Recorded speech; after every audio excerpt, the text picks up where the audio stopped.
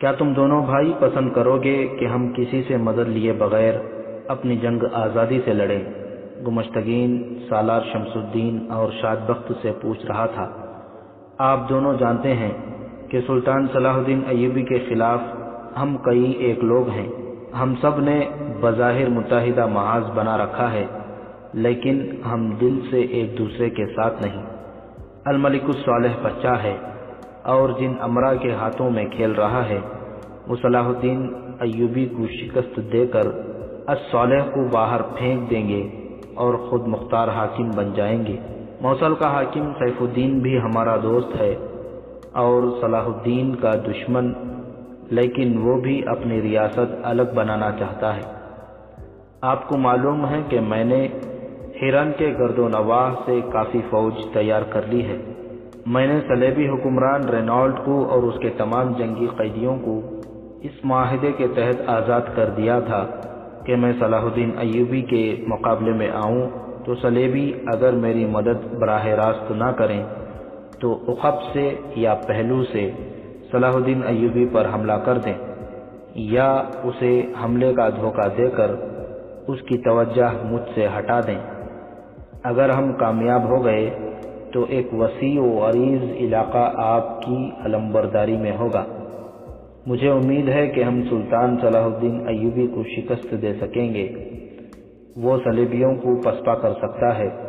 صلیبی اس کی جنگی چالوں سے واقف نہیں۔ ہم واقف ہیں اور ہم بھی مسلمان ہیں۔ اگر اس کی فوج بے جگری سے لڑ سکتی ہے تو ہم اس سے زیادہ بہادری کا ثبوت دے سکتے ہیں۔ صلاح الدین پہلی بار حلب میں مسلمانوں پر حملہ آور ہوا تھا۔ حلب والوں نے اس کے چھکے چھڑا دیے، اس سے میری حوصلہ افزائی ہوئی ہے۔ شمس الدین اور شاد بخت نے اسے بالکل نہ کہا کہ مسلمان کو مسلمان کے خلاف نہیں لڑنا چاہیے، اور صلیبی جو ہم سب کے دشمن ہیں ہمیں مدد کا دھوکہ دیں گے، مدد نہیں دیں گے۔ ان دونوں بھائیوں نے اسے یہ بھی یاد نہ دلایا کہ الملک الصالح نے صلیبی حکمران ریمانڈ کو سونے کی شکل میں معاوضہ دیا اور یہ معاہدہ کیا تھا کہ سلطان ایوبی کے خلاف جنگ کی صورت میں ریمانڈ اس پر عقب سے حملہ کرے گا۔ سلطان ایوبی نے حلب کا محاصرہ کیا تو ریمانڈ فوج لے کر آ گیا، مگر سلطان ایوبی کے صرف چھاپہ مار دستوں نے اسے روک دیا اور ریمانڈ لڑے بغیر واپس چلا گیا تھا۔ شمس الدین اور شاد بخت نے گمشتگین کے ساتھ کسی بھی نقطے پر بحث نہ کی، اس کی تائید کی اور اسے مشورہ دیا کہ اس وقت سلطان ایوبی ارستان کے پہاڑیوں میں بیٹھا ہے۔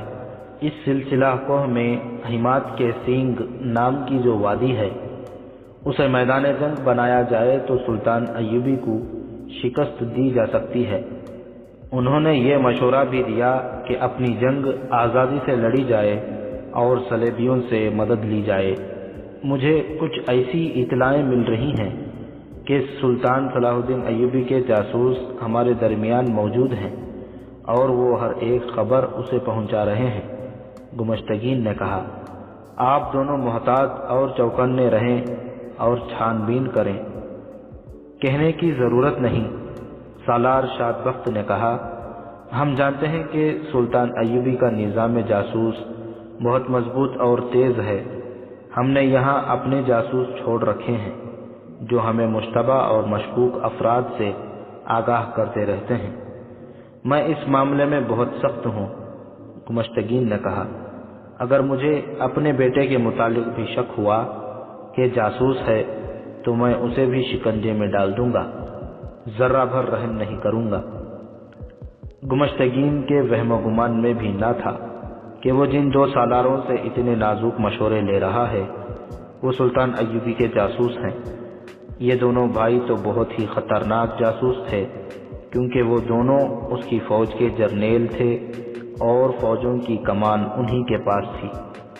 گمشتگین سے فارغ ہو کر وہ جب اکیلے بیٹھے تو انہوں نے آپس میں یہ اسکیم بنائی کہ وہ جب فوج لے کر سلطان ایوبی کے خلاف جائیں گے تو اسے اپنی پیش قدمی کے متعلق پہلے اطلاع دے دیں گے۔ وہ ان کے فوج کو گھیرے میں لے لے گا اور ہتھیار ڈال دیے جائیں گے۔ دونوں بھائی دیر تک اسکیم بناتے اور ہر پہلو پر غور کرتے رہے۔ انہیں ابھی یہ معلوم نہیں تھا کہ گمشتگین کب حملہ کرنا چاہتا ہے۔ انہیں اسے اس پر آمادہ کرنا تھا کہ وہ جلدی حملہ کرے۔ انطانون اب گمشتگین کی رہائش گاہ کی ڈیوٹی سے ہٹ گیا تھا، کیونکہ اس کی ڈیوٹی کے 8 دن پورے ہو چکے تھے۔ فاطمہ نے اسے کام کی کچھ باتیں بتائی تھیں۔ اب اس کا فاطمہ سے ملنا مشکل ہو گیا تھا۔ وہ ہر لمحہ اس سے ملنے کے لیے بےتاب رہتا تھا، جس کی ایک وجہ تو اپنے فرائض کی ادائیگی تھی اور دوسری وجہ جذباتی اور رومانی تھی۔ فاطمہ نے ایک خادمہ کو ہاتھ میں لے لیا تھا۔ ایک شام اس خادمہ کے ذریعے فاطمہ نے انطانون کو اطلاع بھجوائی کہ رات اسی وقت وہ باغیچے میں آ جائے۔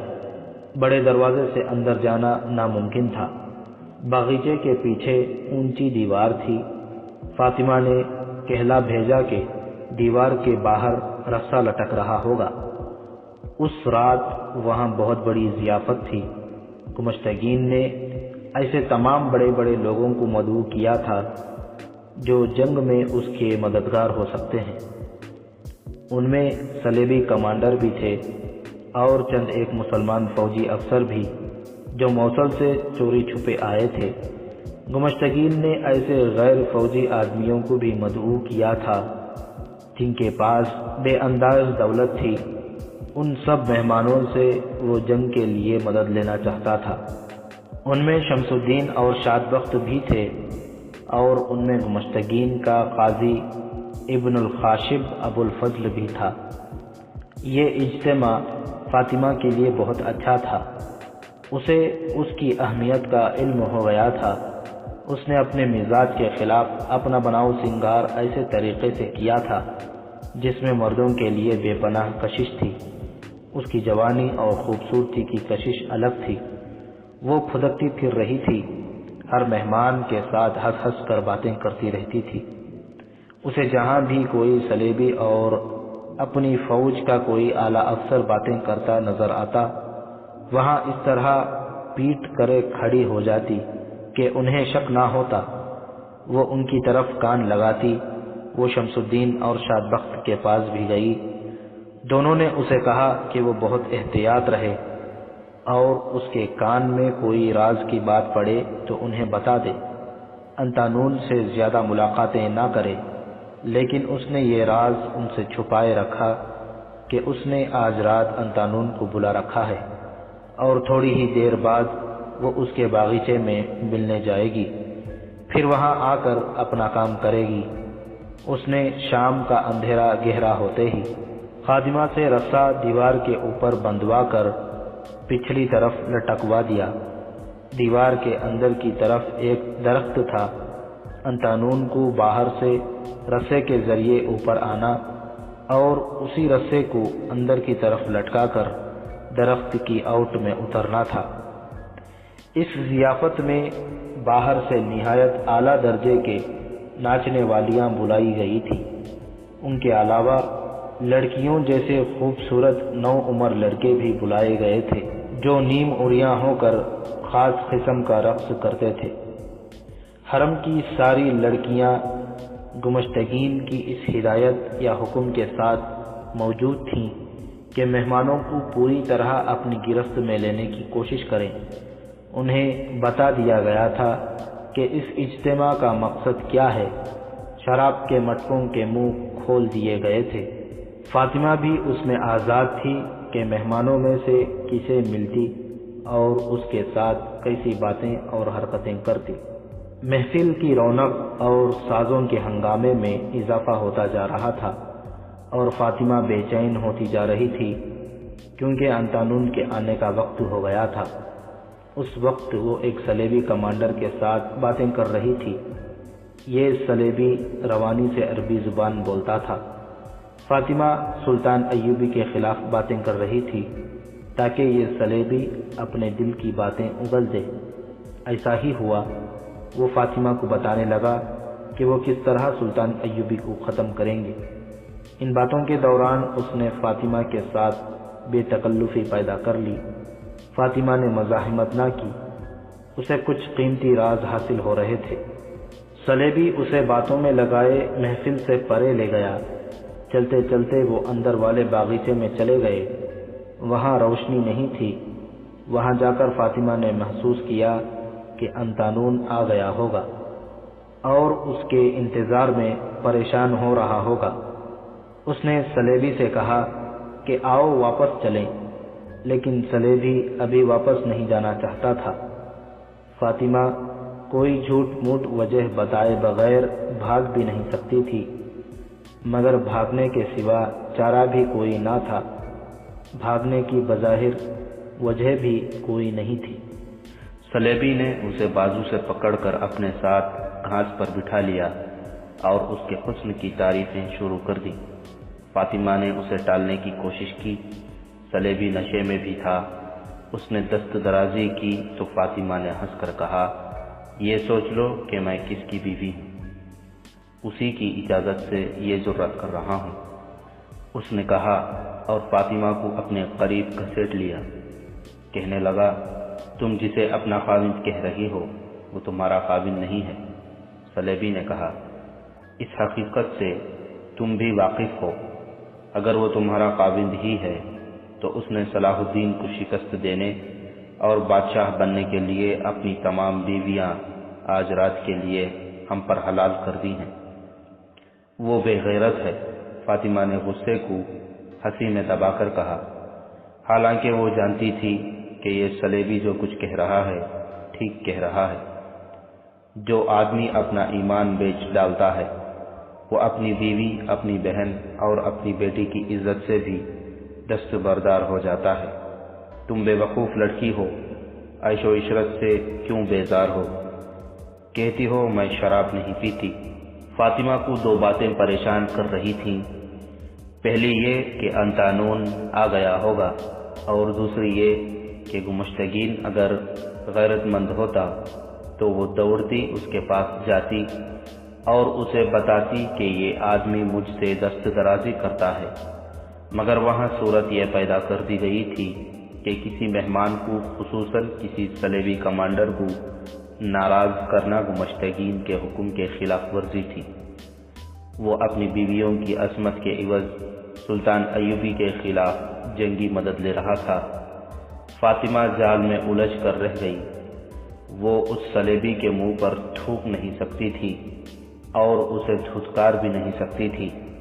ان مجبوریوں کے باوجود اپنی عزت سے بھی دستبردار نہیں ہو سکتی تھی۔ اس کے لیے فیصلہ کرنا مشکل تھا کہ کیا کرے۔ اس نے اسے ذرا سلجھے ہوئے طریقے سے ٹالنے کی کوشش کی جو محض بیکار ثابت ہوئی۔ اسے بڑی شدت سے خیال آیا کہ انطانون آ گیا ہوگا۔ وہ بیچ و تاب کھانے لگی۔ اس ذہنی کیفیت میں سلیبی نے ایک بیہودہ حرکت کی۔ فاطمہ بھڑک اٹھی۔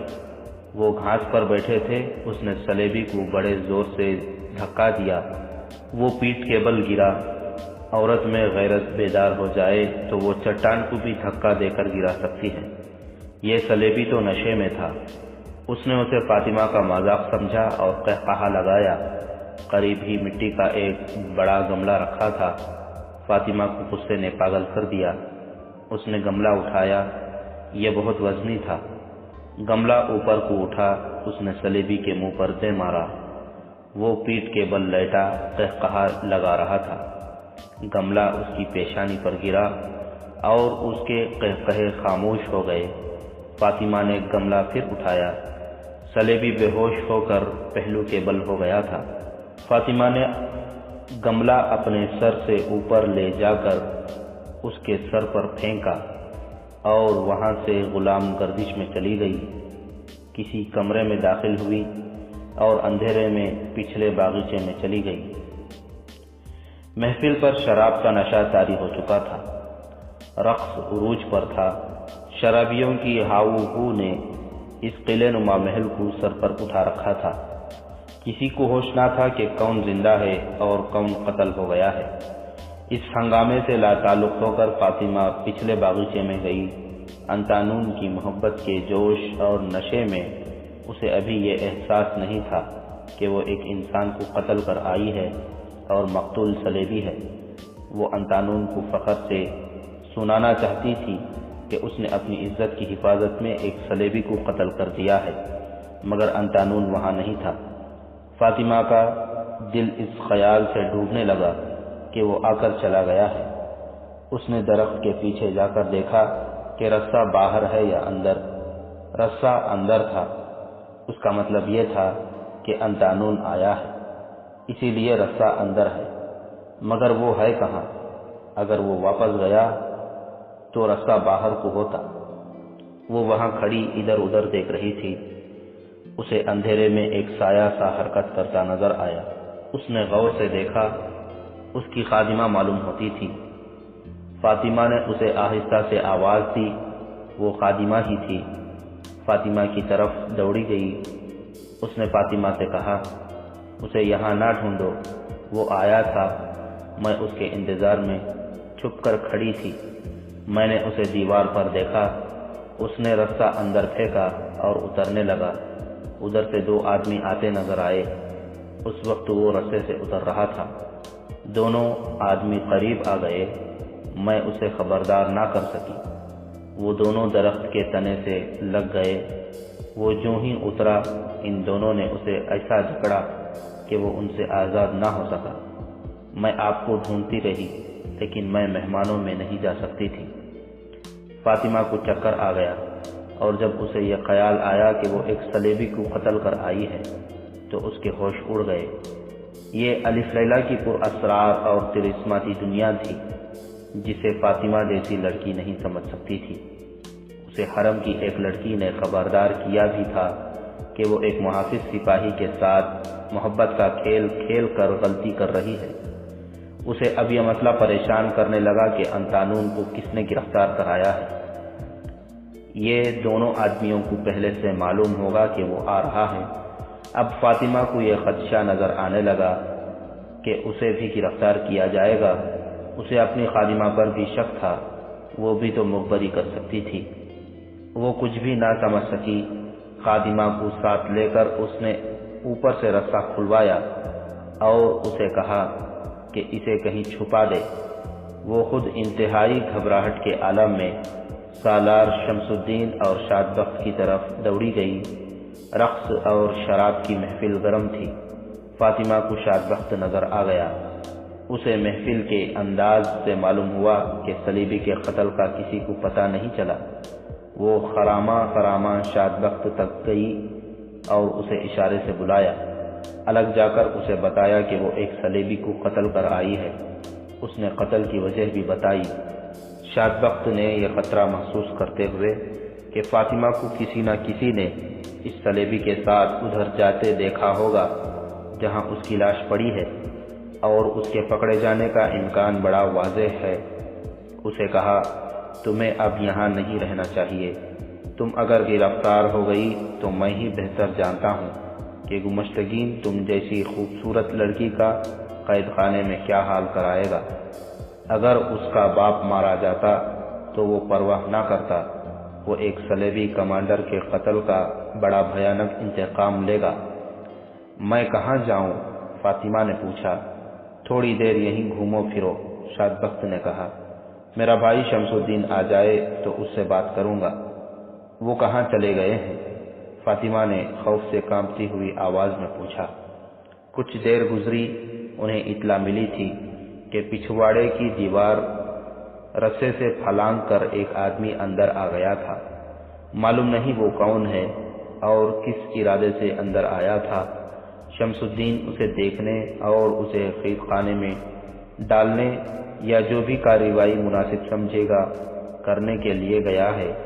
اگر تھوڑی دیر تک نہ آیا تو میں خود چلا جاؤں گا۔ دل مضبوط رکھنا، ہم تمہیں چھپا لیں گے۔ فاطمہ کے ذہن میں خیال آیا کہ پکڑا جانے والا انطانون ہی ہوگا۔ اسے اطمینان سا ہوا کہ انطانون کو سالار شمس الدین کے حوالے کیا گیا ہے اور وہ اسے بچانے کی کوشش کرے گا۔ وہ انطانون ہی تھا۔ اسے 2 سپاہیوں نے پکڑا تھا۔ چونکہ یہ شمس الدین کے شعبے کی ذمہ داری تھی کہ اس قسم کے مجرموں سے پوچھ گچھ کر کے کارروائی کرے، اس لیے اسی کو اطلاع دی گئی کہ ایک آدمی دیوار پھلانگ کر اندر آتے پکڑا گیا ہے۔ شمس الدین محفل سے اٹھ کر باہر گیا تو سپاہیوں نے انتانون کو پکڑ رکھا تھا۔ شمس الدین نے یہ ظاہر کرنے کے لیے کہ وہ اس مجرم کو نہیں جانتا، اس سے پوچھا، تم تو شاید محافظ دستے کے جوان ہو، دیوار کیوں پھلانگی ہے؟ سچ سچ بتا دو ورنہ سزائے موت سے کم سزا نہیں دوں گا۔ انتانون خاموش رہا۔ شمس الدین کو اس خیال سے غصہ آ رہا تھا کہ اس نے کہا بھی تھا کہ محتاط رہے اور فرض پر جذبات کو غالب نہ آنے دے۔ اس نے اس ہدایت پر عمل نہ کیا۔ ایک طرف تو اس نے فن کا یہ کمال دکھایا تھا کہ ایک ہی کوشش میں محافظ دستے میں بھی شریک ہو گیا اور فوراً بعد اس نے حرم تک رسائی حاصل کر لی، مگر دوسری طرف اس نے ایسی حماقت کی کہ ایک ہی حلے میں پکڑا گیا۔ جاسوس کی حیثیت سے یہ اس کا جرم تھا، لیکن اس کی سزا اسے یہاں نہیں دی جا سکتی تھی، یہاں سے اسے بچانا اور نکالنا تھا۔ اس کے ساتھ ہی فاطمہ کو بھی وہاں سے نکالنا ضروری تھا، کیونکہ اس انکشاف کا بھی خطرہ تھا کہ انتانون کو فاطمہ نے بلایا تھا اور رسا لٹکانے کا انتظام اسی نے کیا تھا۔ شمس الدین نے دونوں سپاہیوں کو ایک جگہ بتا کر کہا کہ اسے وہاں لے جائے اور وہ اسے قید خانے میں لے جانے کا انتظام کرنے جا رہا ہے۔ سپاہی اسے لے گئے تو شمس الدین کسی اور طرف چلا گیا۔ اس نے اپنے باڈی گارڈ کو بلایا جو وہیں کہیں موجود تھے۔ باڈی گارڈ چلا گیا۔ اس کے بعد شمس الدین اندر چلا گیا اور اپنے بھائی شاد بخت کو اپنے پاس بلایا۔ رقص ہو رہا تھا، مہمان عش عش کر رہے تھے، شراب بہہ رہی تھی، مشعلوں کے شعلوں اور فانوس کی رنگ برنگی روشنیوں سے ناچنے والیوں کے رنگا رنگ لباسوں سے مل کر ایسی رونق پیدا کر رہی تھی جس میں الف لیلا کا طلسم تھا۔ سب مدہوش اور مخمور ہوئے جا رہے تھے۔ صلیبی کی لاش ابھی وہیں پڑی تھی۔ اس طلسماتی ماحول اور فضا میں شمس الدین اور شاد بخت کے درمیان انتانون اور فاطمہ کے متعلق باتیں ہوئی۔ شاد بخت نے شمس الدین کو بتایا کہ فاطمہ ایک صلیبی کو قتل کر چکی ہے۔ انہوں نے فاطمہ کو اپنے پاس بلایا اور اسے اپنے کمرے میں جا کر لباس اور حلیہ بدل کر وہاں سے نکلنے کی ترکیب اچھی طرح سمجھا دی۔ وہ خرامہ خرامہ وہاں سے غائب ہو گئی۔ کچھ دیر بعد دربان نے اندر آ کر شمس الدین کو اطلاع دی کہ باہر فلاں کمانڈر کھڑا ہے۔ شمس الدین باہر گیا۔ ایک کمانڈر گھبرایا ہوا کھڑا تھا۔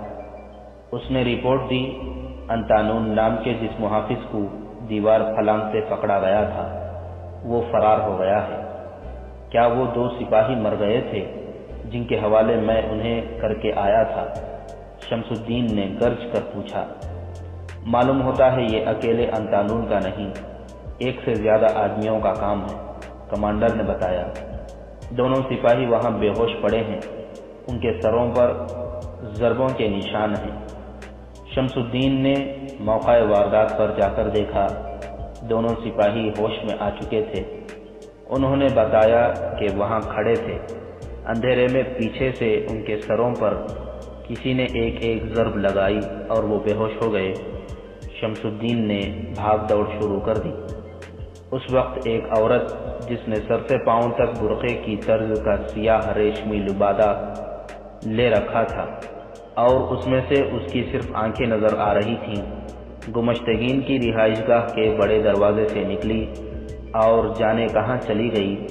اس رات مہمانوں کا آنا جانا تو جاری ہی تھا۔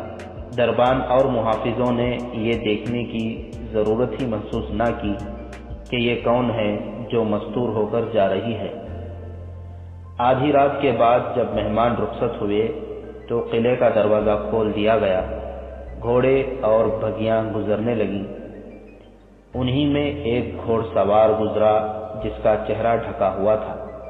اس کے ساتھ دوسرے گھوڑے پر وہی مستور عورت تھی جو گمشتگین کے گھر سے اکیلی نکلی تھی۔ یہ انتظام شمس الدین اور شاد بخت نے کیا تھا۔ اس نے ان 2 سپاہیوں کو ایک جگہ بتا کر کہا تھا کہ انتانون کو وہاں لے جا کر میرا انتظار کریں۔ اس نے اپنے باڈی گارڈ سے کہا تھا کہ وہ انتانون کو آزاد کرائے اور اس کے گھر میں چھپا دے۔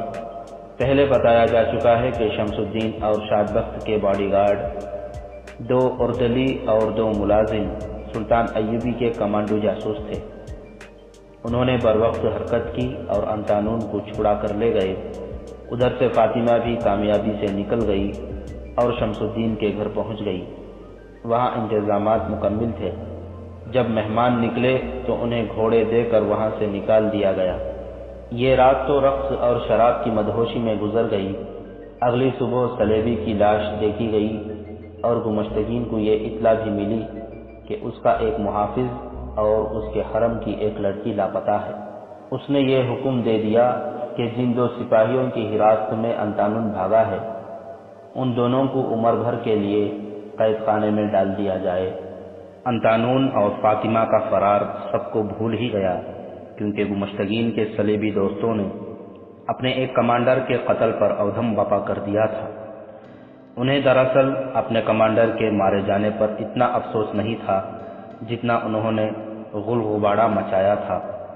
وہ دراصل گمشتگین کے ساتھ ناراضگی کا اظہار کر کے اس سے کچھ اور مراعات لینا چاہتے تھے اور یہ شرح دینا چاہتے تھے کہ وہ سلطان صلاح الدین ایوبی پر حملہ کر دے۔ صلیبی جانتے تھے کہ مسلمانوں کے حرموں میں ایسے ڈرامے کھیلے ہی جاتے رہتے ہیں جن میں لڑکیاں اغوا بھی ہوتی ہیں، از خود بھی غائب ہوتی ہیں اور وہاں پر اسرار قتل بھی ہوتے ہیں، لیکن وہ گمشتگین کو مجبور کر دینا چاہتے تھے کہ سر ان کے قدموں میں رکھ دیں۔ جن سے مدد مانگی جاتی ہے وہ اپنی ہر شرط منواتے اور غلام بنانے کی کوشش کرتے ہیں۔ صلیبیوں کی تونیت ہی کچھ اور تھی۔ یہ صورتحال چھپائی نہ جا سکی۔ حلب تک اس کی خبر پہنچ گئی۔ وہاں کے درباری امرا جو سلطان ایوبی کے خلاف لڑ رہے تھے گمشتگین کو بھی اپنا اتحادی بنانا چاہتے تھے۔ انہوں نے الملک الصالح کی طرف سے گمشتگین کی طرف ایک ایلچی بھیجا۔ اس کے ساتھ رواج کے مطابق بیش قیمت تحائف تھے۔ ان تحائف میں 2 جوان لڑکیاں بھی تھیں۔ گمشتگین آرام کر رہا تھا۔ ایلچی اور لڑکیوں کو شمس الدین کے پاس لے گئے، کیونکہ گمشتگین کے بعد وہی سالار اعلیٰ تھا جو سرکاری امور کی دیکھ بھال کرتا تھا۔ اپنے گھر میں لڑکیوں کو الگ بٹھا کر اس نے ایلچی سے پوچھا کہ وہ کیا پیغام لایا ہے۔ اس نے جو طویل پیغام دیا وہ مختصراً یوں تھا کہ سلطان ایوبی نے حلب کا محاصرہ کیا تو ریمانڈ صلیبی فوج لے کر آیا بھی، جس سے سلطان ایوبی نے محاصرہ اٹھا دیا، مگر ریمانڈ بغیر لڑے فوج واپس لے گیا۔ صلیبی آئندہ بھی ہمیں دھوکہ دیں گے۔ ہم اگر الگ الگ ہو کر صلاح الدین ایوبی کے خلاف لڑیں گے تو ہم سب شکست کھائیں گے۔ ہمیں متحد ہو جانا چاہیے تاکہ ایوبی کو ہمیشہ کے لیے ختم کر سکے۔ اس پیغام کے ساتھ متحدہ محاذ بنانے کا ایک منصوبہ تھا جو کچھ اور اس طرح تھا کہ ارستان کی پہاڑیوں کی طرف برف پگھل رہی ہے۔ جاسوسوں نے بتایا ہے کہ سلطان ایوبی کے سپاہی بلندیوں پر نہیں رہ سکتے، کیونکہ وہاں پگھلتی برف کا پانی ان کے لیے رکاوٹ پیدا کرتا ہے۔ ہمارے لیے یہ موقع اچھا ہے۔ ہم سب اپنی فوجوں کو اکٹھا کر لیں تو ایوبی کی فوج کو گھیرے میں لے کر اسے شکست دے سکتے ہیں۔ اس منصوبے میں یہ بھی تھا کہ صلیبی حکمران ریجنالڈ کو اپنے ساتھ ملایا جا سکتا ہے۔ اس کی صورت یہ ہو سکتی ہے کہ آپ گمشتگین اسے اپنا منصوبہ بتائیں اور اسے اپنا معاہدہ یاد دلائیں جس کے تحت اسے جنگی قید سے رہا کیا گیا تھا۔ شمس الدین نے یہ پیغام شاد بخت کو سنایا۔ دونوں بھائیوں نے آپس میں صلح مشورہ کیا اور سوچنے لگے کہ یہ پیغام گمشتگین تک نہ پہنچنے پائے۔ وہ دونوں اس کوشش میں تھے کہ گمشتگین اکیلا سلطان ایوبی سے لڑے، کیونکہ اس طرح اس کی شکست کا امکان تھا۔ انہیں معلوم تھا کہ سلطان ایوبی کے پاس فوج تھوڑی ہے، اس سے وہ اکیلے غدار حکمران کو آسانی سے ختم کر سکتا تھا۔ یہ دونوں بھائی اپنی اصلیت کو چھپانے کے لیے پوری احتیاط کرتے تھے، مگر اس موقع پر ان پر جذبات کا غلبہ ہو گیا۔ جذبات کو مشتعل ان لڑکیوں نے کیا وہ اس طرح کہ انہوں نے لڑکیوں سے ان کا مذہب پوچھا۔ انہوں نے بتایا کہ وہ مسلمان ہیں۔ عمر کے لحاظ سے وہ نوجوان تھیں۔ شمس الدین اور شاد بخت نے افسوس سا محسوس کیا کہ ایک تو مسلمان نے اپنے آپ میں یہ کمزوری پیدا کر لی ہے کہ خوبصورت لڑکی کے عوض اپنا ایمان تک الگ پھینک دیتے ہیں، اور دوسرے یہ کہ جن مسلمان لڑکیوں کو شریف گھرانوں میں آباد ہونا تھا انہیں لالچی والدین امرا کے حرموں میں دے دیتے ہیں۔ تم کہاں کی رہنے والی ہو اور ان لوگوں کے ہاتھ کس طرح لگی ہو؟ شاد بخت نے پوچھا۔ تمہارے باپ زندہ ہیں، بھائی نہیں ہیں؟ لڑکیوں نے انہیں جو جواب دیا اس سے دونوں بھائیوں کے جذبات بھڑک اٹھے۔ جن علاقوں پر صلیبی قابض تھے وہاں کے مسلمانوں کا جینا حرام ہو رہا تھا۔ کسی مسلمان کی عزت محفوظ نہیں تھی۔ پہلے بھی سنایا جا چکا ہے کہ وہاں کے مسلمان باشندے قافلوں کی صورت میں نقل مکانی کرتے تھے، ان کے ساتھ تاجر بھی چل پڑتے تھے۔ اس طرح ہر قافلے کے ساتھ لڑکیاں بھی ہوتی تھیں اور مال و دولت بھی۔ صلیبیوں نے قافلوں کو لوٹنے کا انتظام بھی کر رکھا تھا۔ یہ تو یورپی مورخوں نے بھی لکھا ہے کہ بعض صلیبی حکمران جو مشرق وسطیٰ میں کسی نہ کسی علاقے پر قابض تھے ان قافلوں کو اپنی فوج کے ہاتھوں لٹواتے تھے۔ لوٹنے والے کمسن لڑکیوں، جانوروں اور مال و دولت کو اڑا لے جاتے تھے۔ لڑکیوں کو وہ منڈی میں نیلام کرتے یا مسلمان امرا کے ہاتھ فروخت کرتے تھے۔ ان میں کچھ لڑکیاں صلیبی اپنے لیے رکھ لیتے اور انہیں جاسوسی اور اخلاقی تخریب کاری کے لیے تیار کرتے تھے۔ انہیں مسلمانوں کے علاقوں میں استعمال کیا جاتا تھا۔ ان دونوں لڑکیوں کو ایک قافلے سے چھینا گیا تھا۔ اس وقت دونوں 13-14 سال کی تھیں۔ وہ فلسطین کے کسی مقبوضہ علاقے میں اپنے کنبوں کے ساتھ کسی محفوظ علاقے کو جا رہی تھیں۔ بہت بڑا قافلہ تھا جس پر صلیبی ڈاکوؤں نے رات کے وقت حملہ کیا اور بہت سی لڑکیوں کو اٹھا لے گئے۔ یہ دونوں چونکہ غیر معمولی طور پر خوبصورت تھیں، اس لیے انہیں الگ کر کے ان کی خصوصی پرورش اور تربیت شروع کر دی گئی۔ ان پر غیر انسانی تشدد کیا گیا، پھر ان کے ساتھ ایسا اچھا سلوک ہونے لگا جیسے وہ شہزادیاں ہوں۔ انہیں فی الواقع شہزادیاں بنا لیا گیا۔ شراب پلائی گئی اور نہایت خوبی سے ان کے ذہنوں کو صلیبیوں کے اپنے رنگ میں ڈھال لیا۔ 4-5 سال بعد جب سلطان نور الدین زنگی فوت ہو گیا تو صلیبیوں کی طرف سے ان دونوں لڑکیوں کو تحفے کے طور پر دمشق بھیجا گیا۔ انہیں صلیبیوں کا ایک مسلمان ایلچی ساتھ لایا تھا۔ یہ صلیبیوں کی خبر سگالی کا تحفہ تھا۔ وہ الملک الصالح اور اس کے امرا کو سلطان ایوبی کے خلاف اور اپنے حق میں کرنا چاہتے تھے۔ ان لڑکیوں نے بتایا، ہمارے ذہنوں سے مذہب اور کردار نکال دیا گیا تھا۔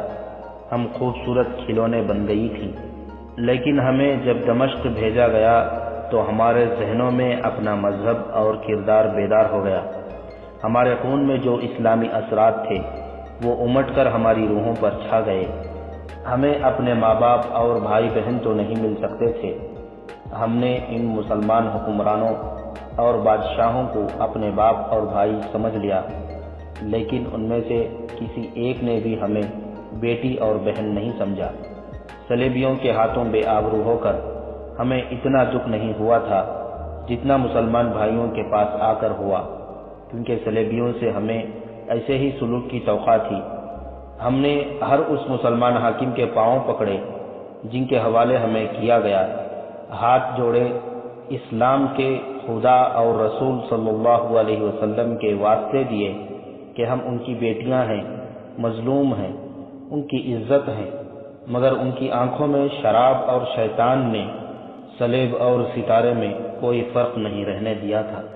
ہمارے اندر انتقام کا جذبہ بیدار ہو گیا۔ جب سلطان صلاح الدین ایوبی دمشق میں آیا تو ہم بہت خوش ہوئیں۔ صلیبیوں کے علاقوں میں مسلمان سلطان ایوبی کی راہ دیکھ رہے تھے۔ اسے وہ امام مہدی بھی کہتے تھے۔ وہ دمشق میں آیا تو ہم نے تہیہ کر لیا کہ اس کے پاس چلی جائیں اور اسے کہیں کہ ہمیں اپنی فوج میں رکھ لے اور کوئی سا کام ہمیں دے دے، مگر ہمیں وہاں سے زبردستی بھگا کر حلب لے آئے۔ اب انہوں نے ہمیں آپ کے پاس بھیج دیا ہے۔ ہم آپ سے بھی توقع نہیں رکھتی کہ آپ ہمیں بیٹیاں سمجھیں گے۔ ہم اتنا ضرور کہیں گی کہ ہماری عصمت تو ہمارے ہاتھ سے نکل گئی ہے، اسلام ہاتھ سے نہ جائے۔ ہم صلیبیوں کے ہاں رہیں تو وہاں بھی سلطان ایوبی اور اسلام کے خلاف منصوبے بنتے دیکھیں، مسلمانوں کے پاس وہیں تو وہاں بھی سلطان ایوبی کے خلاف ہی باتیں سنیں۔ آپ ہمیں آزمائیں، ہم نے سنا ہے کہ صلیبی لڑکیاں یہاں جاسوسی کے لیے آتی ہیں، آپ ہمیں صلیبیوں کے علاقوں میں بھیجیں۔ ہمیں یہ ڈر تو رہا نہیں کہ ہماری عصمت لٹ جائے گی، وہ تو لٹ ہی چکی ہے۔ ہم اسلام کے دفاع اور فروغ کے لیے اور صلیبیوں کی شکست کے لیے کچھ کرنے کا موقع دیں۔ ان لڑکیوں کی یہ رویداد ایسی تھی جس نے شمس الدین اور شاد بخت کو شدید جذباتی جھٹکا دیا۔ انہوں نے لڑکیوں سے کہا کہ انہیں اب کسی عیش پرست حکمران کے حوالے نہیں کیا جائے گا۔ وہ باتیں کر ہی رہے تھے کہ باڈی گارڈ نے اندر آ کر انہیں اطلاع دی کہ قاضی صاحب آئے ہیں۔ دونوں بھائی ملاقات والے کمرے میں چلے گئے۔ وہاں ہیران کا قاضی ابن الخاشب ابو الفضل بیٹھا تھا۔ وہ ادھیڑ عمر آدمی تھا۔ اس نے کہا، سنا ہے حلب سے ایلچی آیا ہے اور پیغام کے ساتھ تحفے بھی لایا ہے۔ ہاں، شاد بخت نے کہا، قلعے دار سوئے ہوئے ہیں، میں نے ایلچی کو اپنے پاس روک لیا ہے، میں وہ 2 تحفے دیکھنے آیا ہوں۔ ابن الخاشب نے آنکھ مار کر کہا، ان کی ایک جھلک دکھا دو۔ دونوں بھائی جانتے تھے کہ یہ قاضی کس قماش کا انسان ہے۔ وہ گمشتگین پر چھایا ہوا تھا۔ شمس الدین نے دونوں لڑکیوں کو اس کمرے میں بلایا۔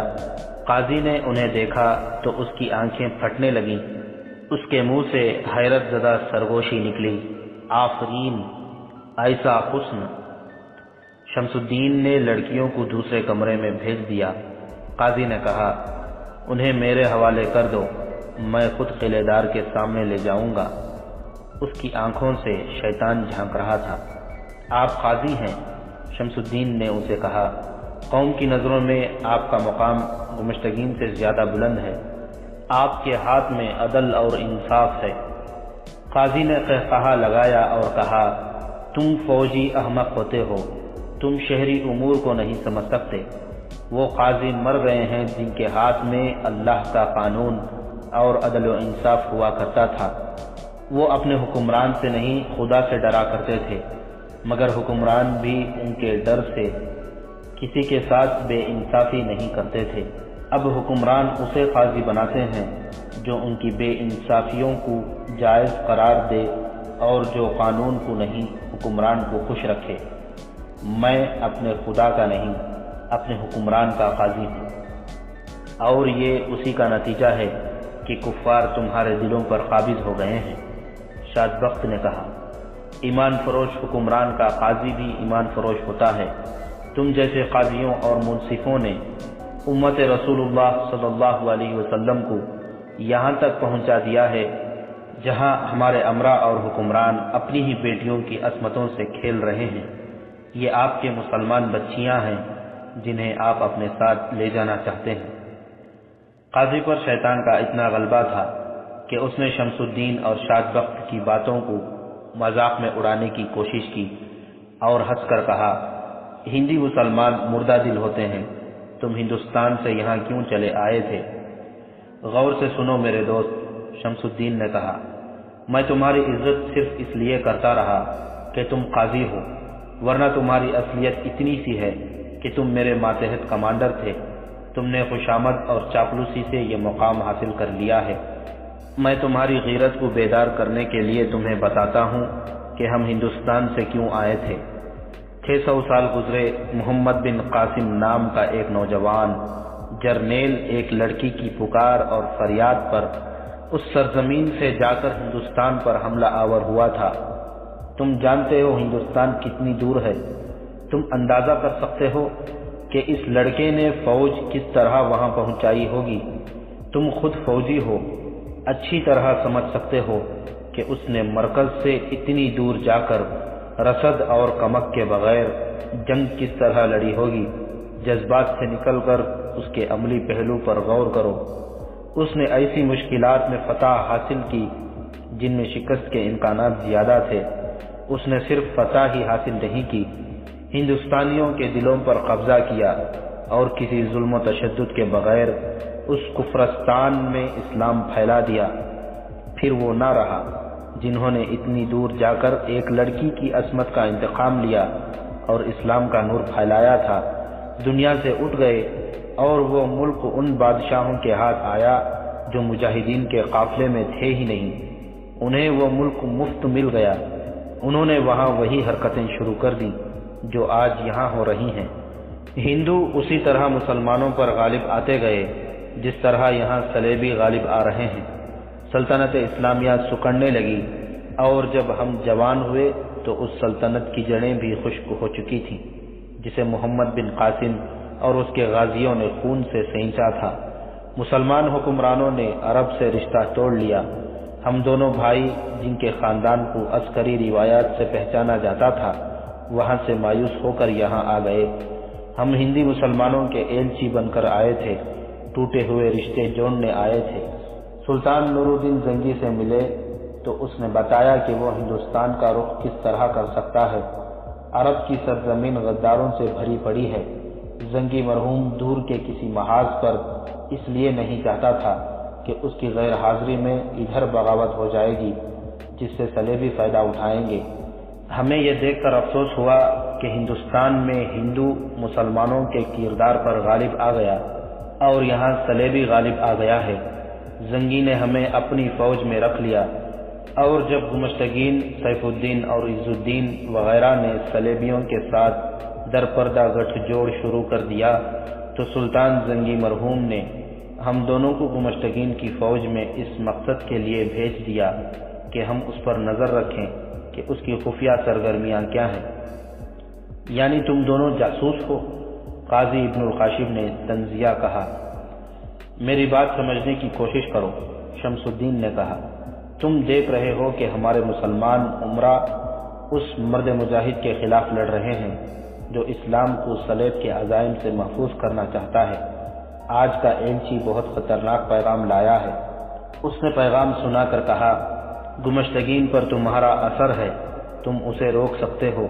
تم اگر ہمارا ساتھ دو تو آؤ گمشتگین کو اس پر قائل کریں کہ وہ غداروں کے ساتھ اتحاد کرنے کے بجائے سلطان ایوبی کے ساتھ مل جائے، ورنہ اسے ایسی شکست ہوگی جو اسے ساری عمر قید خانے میں بند رکھے گی۔ اس سے پہلے میں تم دونوں کو قید خانے میں بند کرواتا ہوں، ابن القاشب نے کہا۔ دونوں لڑکیاں میرے حوالے کر دو۔ وہ اٹھ کر اس کمرے کی طرف جانے لگا جس میں لڑکیاں تھیں۔ شادبخت نے اسے بازو سے پکڑ کر پیچھے کیا۔ اس نے شادبخت کو دھکا دیا۔ شادبخت نے اسے منہ پر اتنی زور سے گھونسا مارا کہ وہ پیچھے کو گرا۔ شمس الدین وہاں کھڑا تھا۔ اس نے اپنا ایک پاؤں اس کے شہ رگ پر رکھ کر دبایا اور ایسا دبایا کہ تڑپ کر بے حس ہو گیا۔ دیکھا وہ مر چکا تھا۔ ان بھائیوں کا ارادہ قتل کا تھا یا نہیں، وہ مر گیا۔ انہوں نے سوچا کہ اب پکڑے تو جانا ہی ہے۔ انہوں نے اپنے دونوں اردلیوں کو بلایا، انہیں 4 گھوڑے تیار کرنے کو کہا۔ دونوں تیار ہو گئے۔ گھوڑے تیار ہو گئے تو انہوں نے 2 گھوڑوں پر دونوں لڑکیوں کو بٹھایا، اردلیوں کو تلواریں اور تیر و کمان دے کر دوسرے گھوڑوں پر سوار ہونے کو کہا۔ وہ اور شادبخت ان کے ساتھ گئے اور قلعے کا دروازہ کھلوا کر ان 4 کو بھاگ جانے کو کہا۔ انہوں نے یہ ہدایت دی تھی کہ سلطان ایوبی کی فوج تک پہنچ جائیں۔ انہوں نے ان اردلیوں کو تفصیل سے بتا دیا تھا کہ گمشتگین کا منصوبہ کیا ہے۔ 4 گھوڑے باہر نکلتے ہی سرپٹ دوڑ پڑے۔ دونوں بھائیوں کو بھی نکل جانا چاہیے تھا، معلوم نہیں کیا سوچ کر وہ واپس آئے۔ گمشتگین جاگ کر آ چکا تھا۔ اس نے ایلچی کو دیکھا تو اس سے پوچھا کہ وہ کون ہے اور کہاں سے آیا ہے۔ اس نے بتا دیا، مگر وہاں لڑکیاں نہیں تھیں جو وہ تحفے کے طور پر لایا تھا۔ شمس الدین اور شادبخت نے کہا کہ لڑکیاں جا چکی ہیں کیونکہ مسلمان تھی۔ ہم نے انہیں وہاں بھیج دیا ہے جہاں ان کی عزت محفوظ رہے گی۔ انہوں نے یہ بھی بتا دیا کہ قاضی کی لاش اندر پڑی ہے۔ گمشتگین نے لاش دیکھی ایلچی دوسرے کمرے میں ان دونوں بھائیوں کی وہ باتیں سن رہا تھا جو وہ قاضی ابن القاشب سے کہہ رہے تھے۔ گمشتگین جل اٹھا، اس نے سالار شمس الدین علی اور سالار شاد بخت علی کو قید خانے میں ڈال دیا۔ ہیران کے قلعے سے دور 4 گھوڑ سوار سرپٹ گھوڑے دوڑاتے نہایت قیمتی راز سلطان صلاح الدین ایوبی کے لیے لے جا رہے تھے، اور اس وقت ارستان کی پہاڑیوں میں سلطان صلاح الدین ایوبی حسن بن عبداللہ سے پوچھ رہا تھا کہ ان دونوں بھائیوں کی طرف سے کوئی اطلاع نہیں آئی۔